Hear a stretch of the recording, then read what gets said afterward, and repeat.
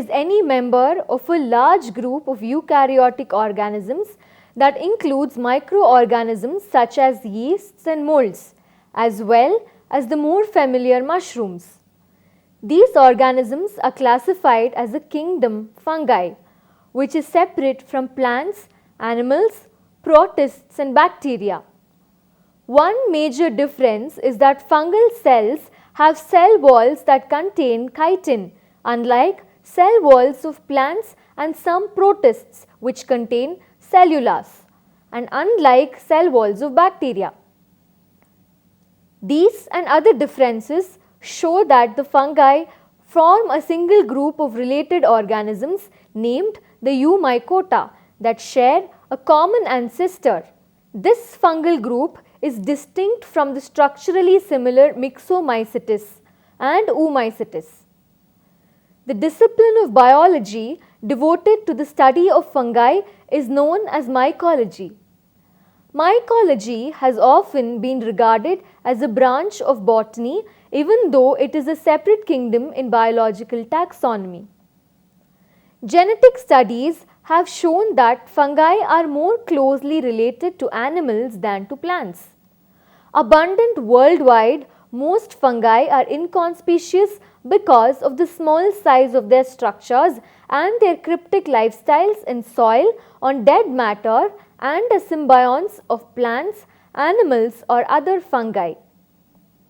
They may become noticeable when fruiting either as mushrooms or as molds.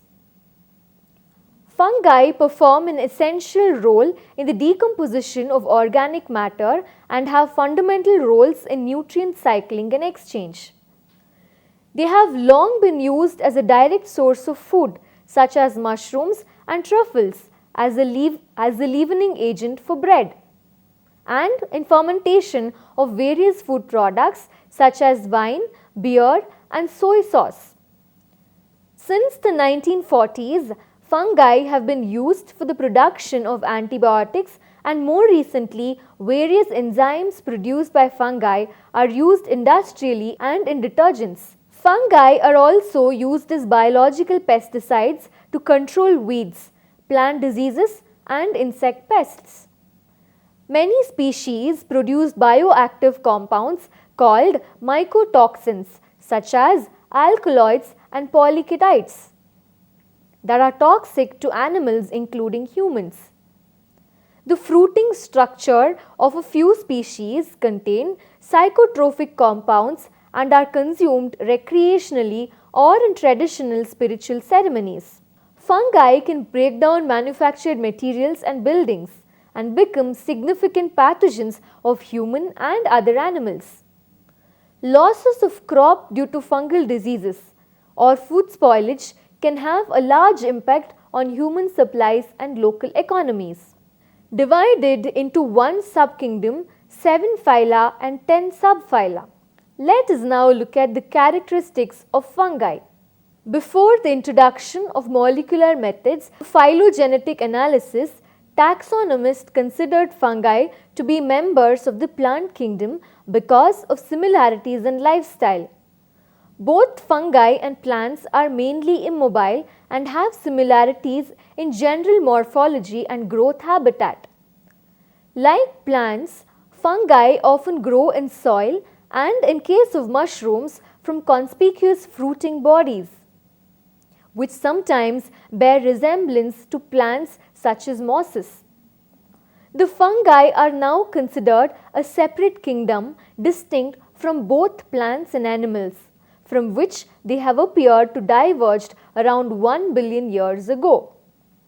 Some morphological, biochemical and genetic features are shared with other organisms, while others are unique to fungi, clearly separating them from other kingdoms. The shared features with other eukaryotes. Like other eukaryotes, fungal cells contain membrane-bound nuclei with chromosomes that contain DNA with non-coding regions called introns and coding regions called exons. In addition, fungi possesses membrane-bound cytoplasmic organelles such as mitochondria, sterol-containing membranes, and ribosome of the ATS type. They have a characteristic range of soluble carbohydrates and storage compounds including sugar alcohols, example is mannitol, disaccharides, example is trehalose, and polysaccharides, example is glycogen, which is also found in animals. The similarities of fungi with animals. Fungi lack chloroplasts and are heterotrophic organisms and so require preformed organic compounds as energy sources similar to animals. Similarity of fungi with plants. Fungi possess a cell wall and vacuoles. They reproduce both by sexual and asexual means and like basal plant groups such as the ferns and mosses produce spores. Similar to mosses and algae, fungi typically have haploid nuclei. In common with some plant and animal species, more than 60 fungal species display the phenomenon of bioluminescence. Let us now look at the unique features of fungi. Some species grow as unicellular yeasts that reproduce by budding or binary fission. Dimorphic fungi can switch between a yeast phase and a hyphal phase in response to environmental conditions. The fungal cell wall is composed of glucans and chitin, while the former compounds are also found in plants and the later in the exoskeleton of arthropods. Fungi are the only organisms that combine these two structural molecules in their cell wall. Unlike cell walls in plants and the oomycetes, those in fungi do not contain cellulose.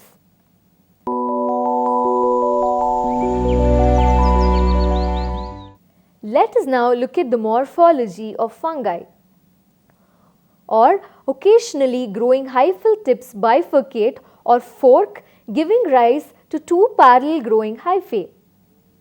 The combination of apical growth and branching or forking leads to the development of a mycelium, an interconnected network of hyphae.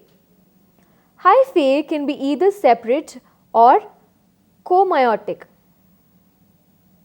Separate hyphae are divided into components separated by cross walls that could be internal cell walls called septa that are formed at right angles to the cell wall, giving the hypha its shape, with each compartment containing one or more nuclei. Co-enocytic hyphae are not compartmentalized. Septa have pores that allow cytoplasm, organelles and sometimes nuclei to pass through. An example is the dolichopore septum in the fungi of phylum Basidiomycota. Co-enocytic hyphae are in essence multinucleate supercells. Many species have developed specialized hyphal structures for nutrient uptake from living hosts.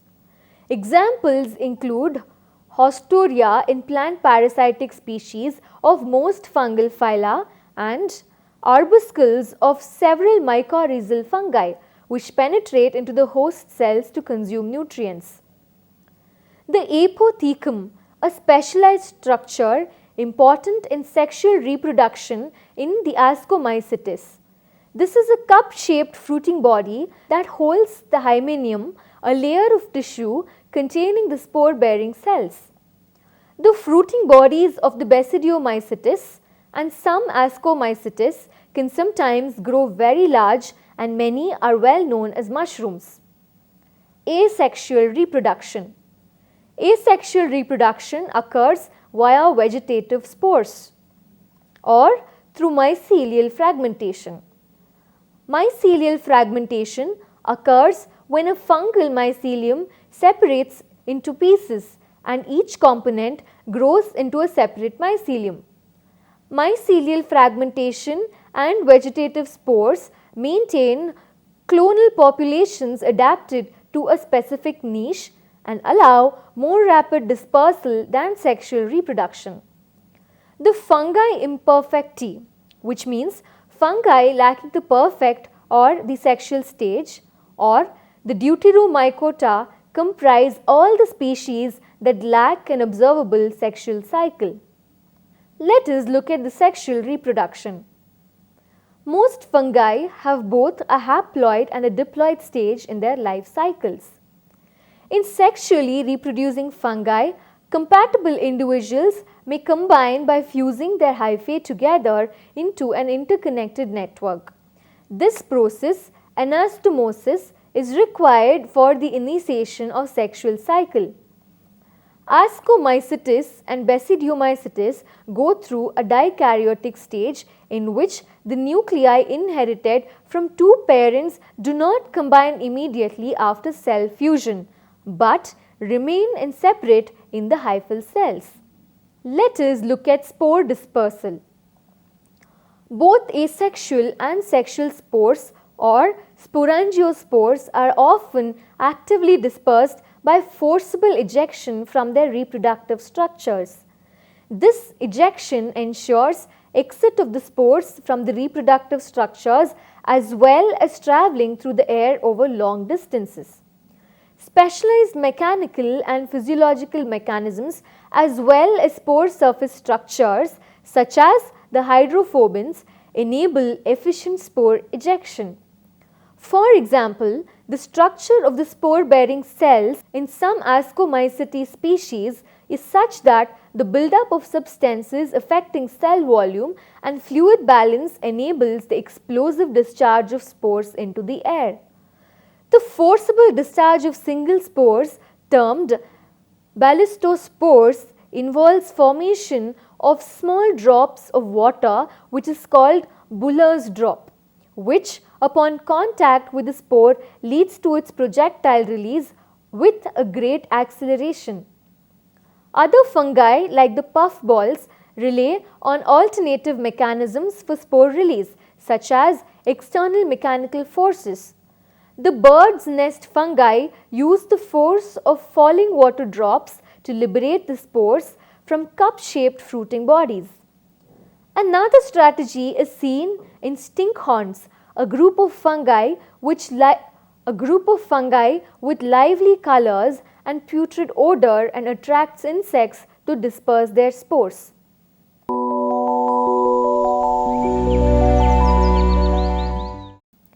Let us now look at fungi as plant pathogens.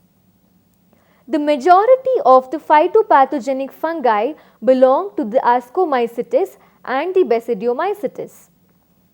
Many soil inhabiting fungi are capable of living saprotrophically, carrying out the part of their life cycle in the soil. These are known as facultative saprotrophs. Fungal diseases may be controlled through the use of fungicides and other agricultural practices. However, new races of fungi often evolve that are resistant to various fungicides. Biotrophic fungal pathogens colonize living plant tissues and obtain nutrients from living host cells. Nectotrophic fungal pathogens infect and kill host tissues and extract nutrients from the dead host cells. Some significant fungal plant pathogens include Ascomycetes. Under this, the Fusarium, which is a causal agent for Fusarium wilt disease. There is also Telaviopsis, which is a causal agent for canker rot or black root rot. Another agent is the Verticillium species. Magnaporte gricia, which is the causal agent of blast of rice and grey leaf spot in turf grass. Sclerotina sclerotiorum, which is white mold. The next class is the Basidiomycetes. Under the Basidiomycetes, we have the Eustylogo, the Rhizoctonia and the Phacospora pachyrizae, which is the causal agent of soya bean rust. The Armillaria species, the so-called the honey fungus species, which are virulent pathogens of trees and produce edible mushrooms. The Oomycetes. Oomycetes are not true fungi but are fungus-like organisms. They include some of the most destructive plant pathogens, including the genus Phytophthora, which includes the causal agents of potato late blight and sudden oak death. particular species of the Oomycetes are responsible for root rot. Despite not being closely related to the fungi, the Oomycetes have developed very similar infection strategies. Oomycetes are capable of using effector proteins to turn off a plant's defenses in its infection process. Plant pathologists commonly group them with fungal pathogens. The significant Oomycete plant pathogens are the Thylium, the Phytophthora, which includes the causal agent of the Great Irish Famine, which lasted from 1845 to 1849. Let us see that how do some fungi attack plants. Fungi cannot make their own food, so they must somehow get it from other organisms, either living or dead. Some fungi can digest things like dead leaves and wood. Others set up mutually beneficial relationships with living plants. But a third group discovered how to attack plants and steal food from them. These pathogenic or disease-causing fungi get inside the plant either by making a hole in its skin, which is known as epidermis, or by growing in through the plant's breathing holes, which are known as stomata. They then either poison and kill the plant cells before absorbing food from them, or simply steal nutrients from the living cell. The spores of some fungi come through the air and attack leaves, making dead spots or even killing the whole leaf. Some fungi live in the soil and enter roots. They can either block the water conducting cells or kill them, causing the plant to wilt. In many cases, the plant is seriously damaged or may even die. So, such pathogenic fungi can threaten the crops. The study of those fungi is called plant pathology.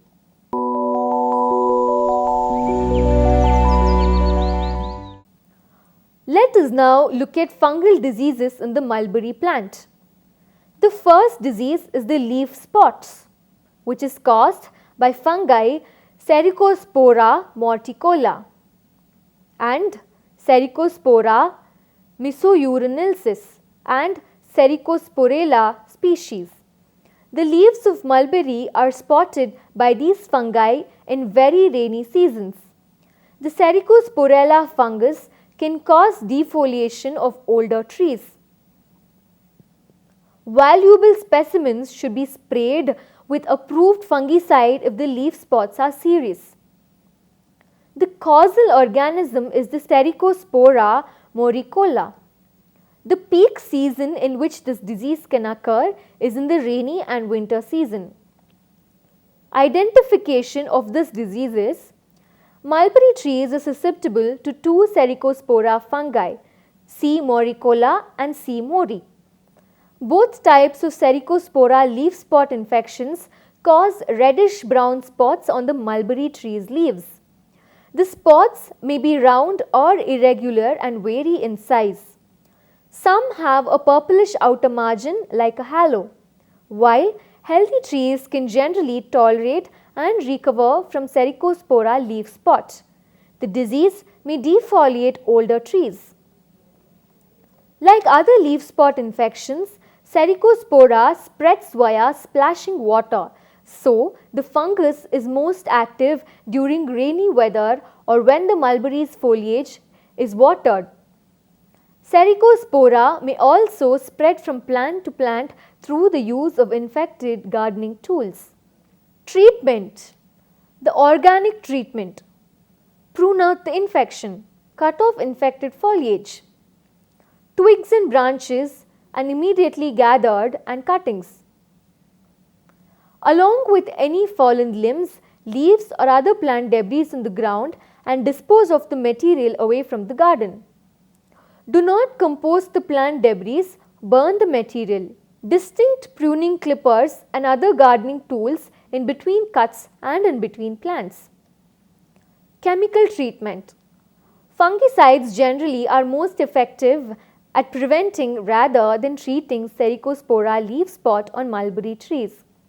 The spray needs to be applied in early spring right at the bud break and repeated at 10 to 14-day intervals.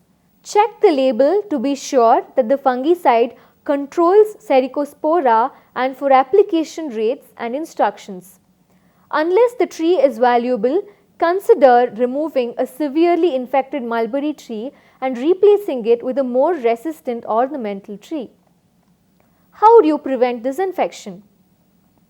Keep the area beneath the tree free of weeds, turf grass and plant debris to eliminate hiding spots for Cercospora spores.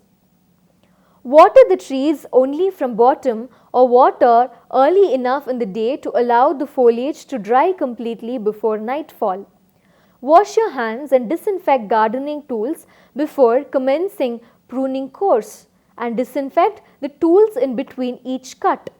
Make sure the mulberry's planting site has good drainage and keep the tree healthy with proper fertilization and irrigation. Prune the tree as necessary to promote good air circulation among the branches and limbs. This helps the foliage to dry more quickly when it rains. The next disease in the mulberry plant, which is caused by fungus, is the leaf rust. The causal organism of leaf rust is Peridiospora mori. Symptoms of this disease is several small pinhead shaped brown pustules appear on the lower surface of matured leaf. Reddish brown spot appears on the upper surface of the infected leaves. Severely infected leaves turn yellowish and margin of the leaves become dry. The peak season of leaf rust is February to March. Control measure: foliar spray of 0.2% Blitox 50 WP or 0.2% Bavestin 50 WP. Safe period is 15 days. The next disease is the popcorn disease, which is caused by fungus Ciboria corunculoides. The disease, known only in the southern states, is largely confined to the carpels of the fruit. It causes them to swell and remain greenish and interferes with the ripening. The disease is of little importance. It does not lessen the value of the tree as an ornamental. The next disease is the false mildew. The fungus which causes false mildew is Mycosporiella mori. The foliage of mulberries growing in the southern states may suffer severely from attacks of this fungus. It appears in July as whitish, indefinite patches on the undersides of leaves. Yellowish spores emerge from the stomata on the underside and spread out so as to form white cobweb-like coating. The general appearance is that of powdery mildew. The asexual spores are colorless, each composed of several cells. The infected leaves fall to the ground and the overwintering or ascocarpic stage matures in the spring on these leaves. Gather and burn all the fallen leaves in autumn. Spray with approved fungicide mixture as soon as the mold appears in July. The next disease is cankers. Cankers on twigs and branches and dieback of twigs may be caused by at least 6 fungi: the Cytospora, the Dothiorella, the Gibberella baccata, the F. moricola, the Nectria and Stemphylium. These can be distinguished only by microscopic or laboratory tests. Prune and burn dead branches. Keep trees in good rigor by watering and fertilizing to prevent this disease. Powdery mildew caused by fungi Phylactinia corilla and Uncinula geniculata. The lower leaf surface is covered by a white powdery coating of these fungi. Valuable specimens can be protected by occasionally spraying with approved fungicide. Causal organism is Phylactinia coryllia. Symptom: white powdery patches appear on the lower surface of the leaf, which is gradually increased and cover whole leaf surface Affected leaves turn yellowish and defoliate prematurely. The peak season is between October and November. Control measures: foliar spray of 0.2% Sulfex 80 WP 2 gram per liter. Lower surface of the leaves should be thoroughly drenched. Safe period is 15 days. Mushroom root rot attacks in its usual manner with hardwoods, in that while its rhizomorphs may occur generally on healthy root bark, pathogenic invasion and damage by A. melea is almost always preceded by major root injury or other debilitation of the host. Cotton root rot fungus Phaematotrychum omnivorum. White mulberry has been rated highly susceptible to cotton rot root. The Russian mulberry was tested for planting as a shelter belt tree in the root rot present areas of Texas and Oklahoma. Based on 6 years of records, it was considered intermediate in susceptibility, possibility usable on sandy sites.